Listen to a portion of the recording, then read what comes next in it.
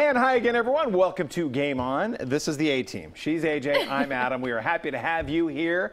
And, yeah, for another edition of Game On. Yeah, weekend. I know. Holiday weekend. Very exciting. And maybe you've heard college football all throughout this holiday weekend, huh? So the state of Oregon may be feeling both ends of the emotional spectrum today, depending on who you claim. So let's head first to Eugene. Oregon hosting Bowling Green and Mario Cristobal's debut as head coach. Bit of a rocky start. Fell behind to the Falcons 10-0 before the Heisman hopeful Justin Herbert put the team on his back and took over. The junior responsible for 6 touchdowns, 5 of them through the air, which, by the way, sets the school record for most passing TDs by a starting quarterback in a season opener. Pretty good. Another one on the ground, and man, he showed off vision, decision-making ability, everything. He looked like mid-season form. Justin Herbert, he's ready for conference play already. Defense eventually came alive as well. Ugo Amadi turning heads with his pick 6, helping the Ducks go on to win it 58-24. Perhaps no one sums up the opener better, though, than the one leading the charge. Here's Cristobal. I think the best part about a win like this, there's so many things that you can correct and get better at. Therefore, having your team feel like, okay, you know, we'll take the 1-0 part, we'll take the 58 points, but we know we can do better. They can do better, and they will. And safe to say the Ducks did not start with a bang like I think many had probably hoped. I mean, you were there. What stood out to you as you took in the game? Yeah, so I think 2 things, really. One, the level of intensity has raised in this program, right? I mean, they came out, from the time they came out of the tunnel for warm-ups until the game was over, they were jazzed. Coach Feld, I thought, was going to burst a vein. And the entire team was just stoked to be back on the field, ready to play. The other thing was, I think the expectation has raised for this program. Like you said, this is just Bowling Green. They want to take on the Pac. They want to do some damage in this conference, and so this was a good win. On to the next. How about Herbert only completes 10 passes, 5 of them, half of them go for touchdowns. That's crazy. Well, hey, moving on. In spite of the final score against Ohio State, Oregon State, I thought, showed a lot of improvement over last season. Connor Blount, the redshirt sophomore, filling in for Jake Luton, who suffered a concussion on his first passing play, making a connection with the pride of Oregon City. That's Trayvon Bradford, who I thought was just outstanding. 6 catches for $104 and a pair of scores for the junior. Now, while the Beavs offense looked good, heck, they put up 31 on the Buckeyes D. Their defense needs some serious work.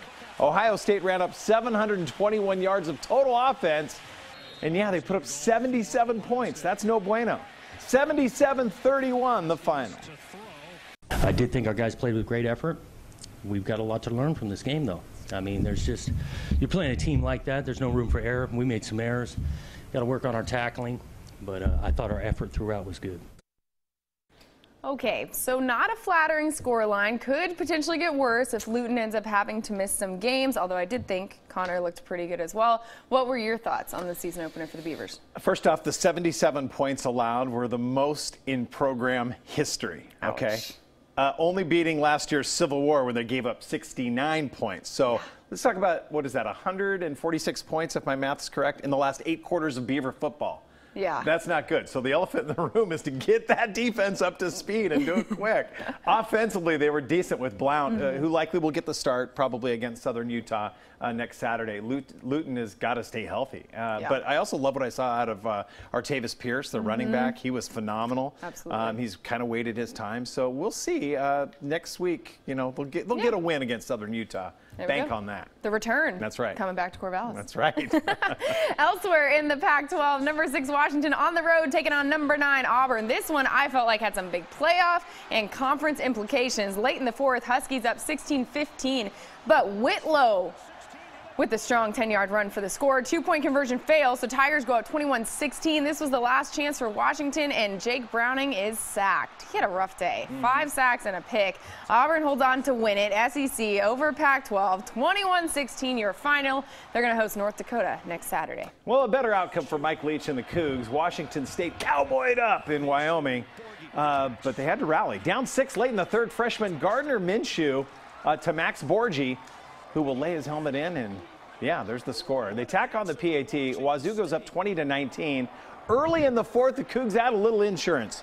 Minshew going up top to newcomer Aesop Winston on the fade route, and Minshew had 319 yards, 3 scores in his Coug debut, 4 unanswered TDs, in the second half alone. Ices it, and they round up the Cowboys, if you will, 41-19. Well done. I like it. Thank you. Meanwhile, Portland State really getting our college football weekend started Friday on the road at Nevada. Things looked pretty good early. Davis Alexander connecting with Charlie Tumapea, and he'll take that to the house. In the second, that same combo, they were deadly. This time it's the junior from Federal Way, Washington, getting free over the middle, and then lets his speed do the rest. Chalk this up for a 75-yard touchdown. Vikes only down 7 at that point.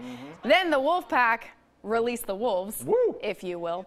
They pour it on in the second half, scoring 6 unanswered touchdowns. Nevada takes it 72-19. PSU gets Oregon in Autzen on Saturday. And I smell an upset already. I'm just going to call the shot. Vikes says the alum. Says the alum. Next on Game On, the Timbers make the long trip over to Foxborough, Mass. to take